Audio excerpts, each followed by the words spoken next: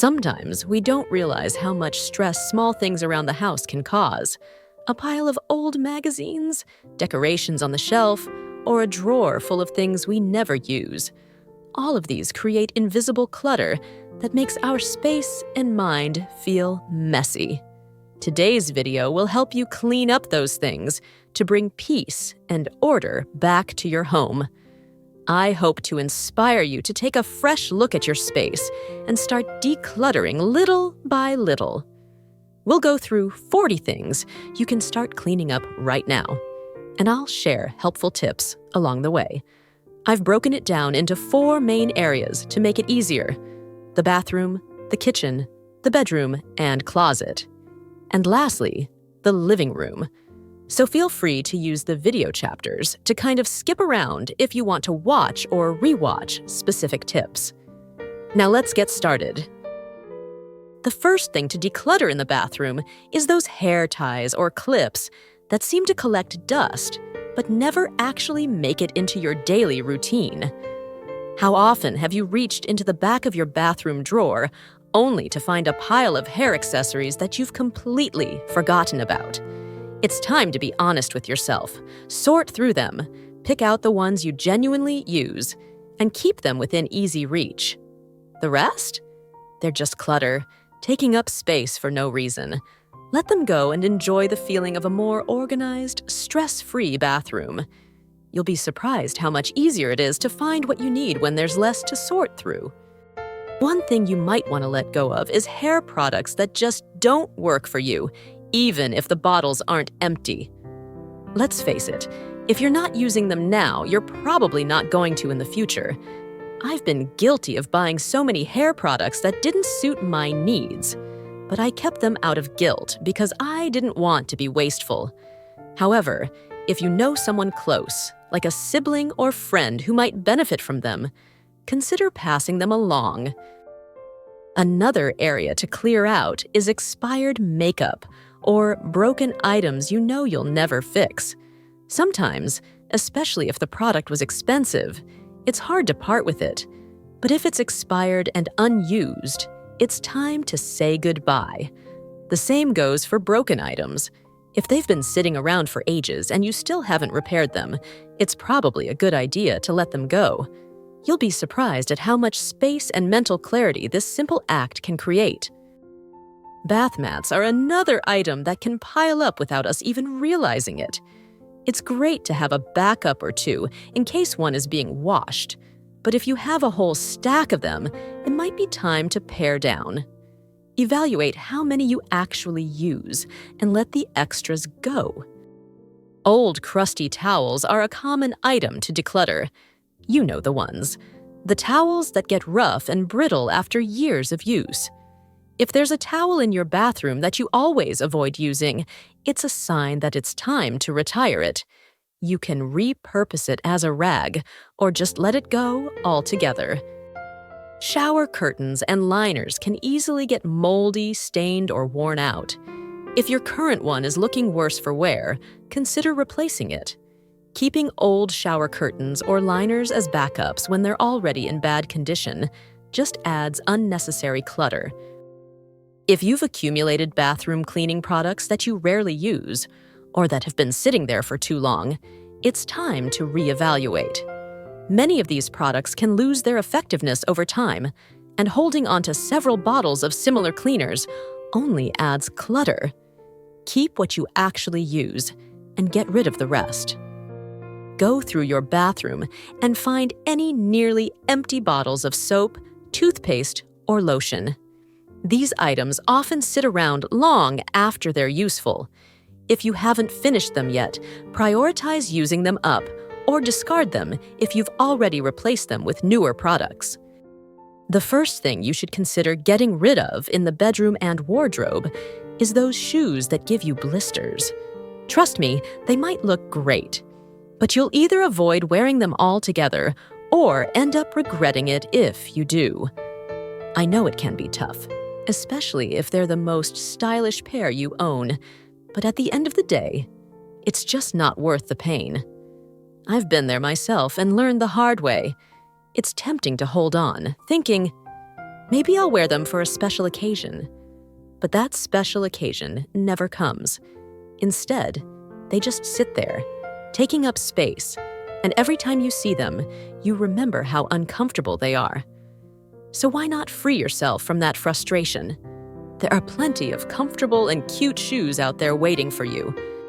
Another item worth clearing out is those old, stained t-shirts that have been sitting in your drawer for way too long. Instead of keeping them, why not tear them up and turn them into handy rags for cleaning around the house? It's also probably time to get rid of that stash of backup underwear you only reach for when you're down to the last bit of laundry. We've all been there, but let's be honest. Do you really need to hold on to those space fillers? And let's face it, we never actually like wearing them. They're often uncomfortable and don't fit properly, so it's time to let them go for good. You'll feel so much better with a drawer full of items you actually enjoy wearing. Do you have sweaters hiding in the back of your closet that you never wear?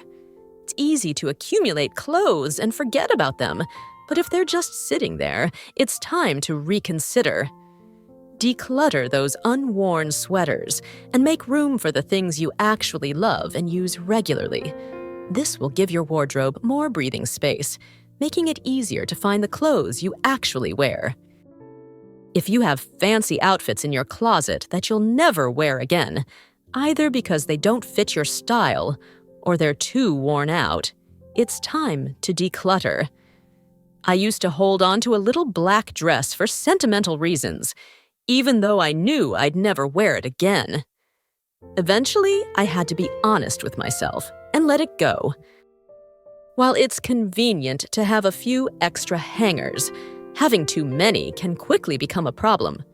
The more hangers you have, the easier it becomes to justify accumulating more clothes, even if you don't really need them.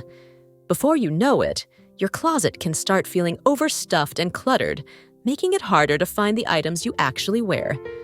Go through your hangers and ask yourself if you really need all of them. By reducing the number, you're not only creating space, but also encouraging yourself to be more mindful about the clothes you bring into your wardrobe in the future. If you're someone who tends to hold on to old wallets, it might be time to reconsider. There's really no reason to keep multiple wallets if you're only using one on a daily basis. We often hold on to old ones out of habit, or because we think we might need them again, but in reality, they're just taking up space. Clearing out the extras will give you a cleaner, more organized drawer. Plus, it feels great to streamline your belongings and only keep the ones that truly serve a purpose in your daily life. If you're someone who enjoys scarves but finds that you don't wear many of them, it's probably time to declutter. Over time, it's easy to accumulate scarves for different outfits or seasons. But if they've been sitting unused, they're just taking up space in your closet. I used to have a large collection, especially when I lived in a cold climate, but I realized I only wore a few of them regularly. By decluttering the rest, I was able to make my wardrobe feel much more organized and focused on what I actually use. A smaller, more intentional collection of scarves can also make getting dressed easier and more enjoyable. If your closet is filled with clothes that don't match the climate where you live, it's worth considering whether you really need them. For example, if you live in a warm climate, but have several heavy winter coats that you rarely wear, it might be time to let them go unless you travel frequently to colder places. Hanging onto clothes that don't fit your lifestyle or environment just adds unnecessary clutter. By focusing on the clothes that suit your day-to-day life, you'll make it easier to access the things you truly need and enjoy wearing. Let's talk about belts. Belts that are no longer in style or that you never use are just taking up space in your drawer. It's easy to hold on to them thinking you might wear them again one day. But if they've been sitting unused for a long time, it's a sign that they're no longer serving you. Go through your belt collection and keep only the ones that you actually wear and that complement your current wardrobe. Decluttering old belts will free up space and give you a more streamlined accessory collection. Suitcases are essential for travel, but they can easily pile up over time, especially if you've held on to backup or older ones that you rarely use. It's great to have one or two for different travel occasions, but if you find yourself with several suitcases, especially ones that are worn out or no longer practical, it's time to minimize. Old or damaged suitcases not only take up space, but also add to the mental clutter when you're packing for a trip. Streamlining your suitcase collection to only the ones you truly use will make your travel preparations smoother and your storage space less cluttered. You really only need one spare set of sheets, and for some people, just one set per bed is enough. If you have a closet full of extra sheets that you never use, consider decluttering them. This will free up space and simplify your laundry routine. Do you ever feel like your couch or bed is drowning in throw pillows? If so, it might be time to reduce the number. Having too many decorative pillows can make your space feel cluttered and difficult to manage. Take a look at how many pillows you actually need for comfort and style, and minimize the rest. Just like with pillows, blankets can also accumulate over time. We tend to hold on to them for sentimental reasons. But at the end of the day, blankets are just blankets. If you have a pile of unused blankets, consider donating or getting rid of a few to free up some space. The first thing to declutter in the kitchen is those old cookbooks gathering dust on your shelves that you never seem to open. With the internet at your fingertips, you can find just about any recipe in a matter of seconds, from quick meals to gourmet dishes. While it's great to have a favorite cookbook or two that you actually use, holding on to a stack of them that you rarely touch might be unnecessary. If they're just taking up space, maybe it's time to say goodbye and free up that shelf for something more useful. Plus, who doesn't love a clean, organized kitchen space? One thing I've always struggled with is having too many mugs. I've talked about it before because it's a recurring problem for me, but mugs can be a hassle. They're oddly shaped, hard to stack, and they take up a lot of space in the kitchen. Minimizing your collection of mugs can have a surprisingly big impact on how clean and organized your kitchen feels. Tupperware is one of those things that seems to multiply in our kitchens. I'm guilty of reusing takeout containers and suddenly finding myself with way more Tupperware than I actually need. A good system is to keep only the containers with lids and let the rest go. Reorganizing your Tupperware can make a big difference in how much space you have in your kitchen. Small appliances that you don't use often can take up valuable counter space. If you have gadgets sitting out that you rarely use, consider storing them or getting rid of them altogether. A clear kitchen counter makes cooking and cleaning so much easier. For example, I store my toaster in a drawer, and it makes my kitchen feel so much more open. Empty bottles are another thing to declutter, especially if you tend to hold on to them, thinking you might repurpose them as a vase or something similar. While it's great to be creative, if you're not actually using them, they're just taking up space. Luckily, most bottles can be recycled, so be sure to do that instead of letting them pile up. Another area to declutter is your tool collection. It's easy to accumulate multiple screwdrivers or hammers, but do you really need 3 of the same thing? Go through your toolbox and see if you have more than you need. Decluttering here can free up space and make it easier to find what you actually use. The next thing you need to declutter is leftover or expired food in your fridge. Take everything out and sort through each item one by one. Don't hesitate to toss out anything that's spoiled or has an unpleasant odor. Leftover food, especially those that have been in the fridge for too long, can create bad smells and spread bacteria to other items. Check and remove the things you know you won't eat anymore. This process not only saves you time every time you open the fridge, but also leaves your kitchen feeling cleaner and more organized. Come to the last area, the living room. The first thing you should consider decluttering is any artwork that's been sitting around without ever making it onto your walls. If you haven't gotten around to hanging it yet, now's the perfect time to either put it up where it belongs or pass it on to someone who'll truly appreciate and display it. Artwork, surprisingly, takes up more space than we realize, whether it's leaning against a wall or tucked away in a closet. Instead of letting it gather dust, why not give it a chance to shine or free up that space for something more meaningful? You'll feel much better with either a beautiful piece on your wall or extra room in your home. Another thing to consider decluttering is the leftover materials from your last move. Things like cardboard boxes, moving blankets, or packing paper. Instead of letting them take up space in your home, think about passing them along to a friend who's planning to move soon. It's a simple way to free up some room and help someone else at the same time. Another area to think about decluttering is your collection of houseplants. And I say this as someone who owns quite a few.